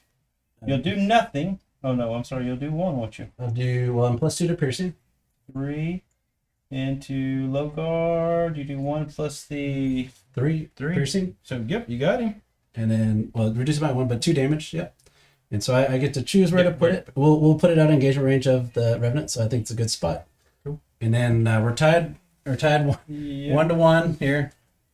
And Yep. and this situation. Well, we'll go ahead and take Mirror Day off. Yeah. We're tied 1 to 1, but we're gonna. I'd say let's end the game there in a friendly. Oh yeah, draw. yeah, that's fine. I mean, I think because I can't get energy, you should be able to kill me with 2 energy, but You could just come into contact with me where I'd have to attack you, and then we go in a double overtime, and then we keep going. It becomes bad. Yeah. No, I am good with that. Okay. So with that, let me see if I got the right camera. We're gonna put this here.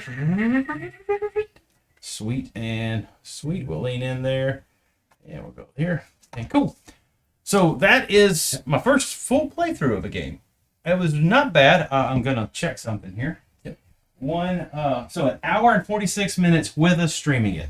With a lot of in between. Yeah, that's what I'm saying. This game can be fast if you really know what you're doing. That's one of the things I like it. 2, hopefully you enjoy being able to see the models up close.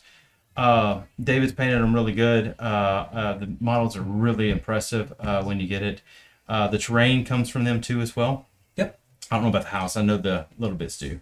The trees are a little different, but all the little the pieces that showed up really good. For me, I like it. I know y'all play it a lot up at Dragon's Lair on what night? Yeah, for every Wednesday night here in Houston at our favorite LGS Dragon's Lair on Wednesdays. And then the Forge, I know they play it. Do you know what night they play it up there? We're playing on weekends. We're starting. Weekends. Oh yeah, that's right. You have the tournament coming up. So Yep. there's a tournament actually up at the Forge coming up on the 29th, I think, of this month. We're now in July, so yeah. Yep. And I said they helped us get the game on the stream. They're helping us get the game on the stream, so greatly appreciate them. Appreciate you coming on with it. Definitely, if you've made it this far, leave comments on things that we got wrong, things that you'd like to see better. If you want to see more Moonstone, there's tons and tons of different models. Not saying we got them all, but we have a lot of them. We have access to a lot of them just with the local community so far. From some of the different players, I'm pretty sure if we said, hey, we need this for the stream, we could get a hold of it. Absolutely. So not too bad there. Leave us comments on if you'd like to see more, what you'd like to see. Did you like the angles? Because definitely I enjoyed it. I don't mind streaming it more because it's a fun game for me. I enjoy it. I get a kick out of being able, because the game is so random with the cards. From that, your thoughts? Oh no, I've had a lot of fun. I'm happy to show this game off. I think it's really going to take off here. The minis are superb. The rule set's really fun. It's just aesthetically pleasing to look at it. So yeah, anytime. Ready for some games. No, that's what I'm saying. Yeah. So we'll have some more. We'll put that together. I would normally say keep them rolling because that's what we end up saying most times. We're rolling dice. But with that, we're gonna have this one. Oh, it's gonna be here. I'm just gonna say keep them flipping, and we're just gonna flip some cards. With that, everybody have a wonderful time. We'll see you next time.